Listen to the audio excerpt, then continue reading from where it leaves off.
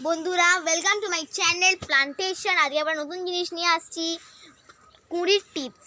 আপনার কুঁড়ি পোকাও খেতে পারে, চড়াইও খেতে পারে। আমরা দেখাবো চড়াই পাখি কীভাবে আমাদের কুঁড়ি খেয়েছে। আপনি দেখতে পাচ্ছেন কীভাবে খেয়েছে আমার চড়াই পাখি আমাদের কুঁড়িগুলো। কি বাজে ভাবছেন এগুলো পোকায় খেয়েছে, কিন্তু না, এগুলো চড়াই পাখিরা উপদ্রব করেছে। এবার উপদ্রব করে আমাদের কুঁড়িগুলো সব খেয়ে নিয়েছে। এর টিপস আছে। এবার চড়াই পাখির কি খাওয়া থেকে কী করে রোধ করতে হয় সেটা দেখাবো। তো বন্ধুরা দেখতে পাচ্ছেন চড়াই পাখি খাওয়া করে দেখুন এই কুঁড়িগুলো খেতে পারেনি, কারণ এরকম একটা প্যাকেট নেবেন, এর ভেতরে ওইভাবে চাপা দিয়ে দেবেন। আপনারা হাতে আমি এইভাবে দিয়েছি না, এখানে দেখুন একটা ভেন্টিলেটার হোল আছে। এর যাতে ভালো করে গাছরা অক্সিজেন নিতে পারে, অক্সিজেন ছাড়া আপনার কুঁড়ি পড়ে যাবে।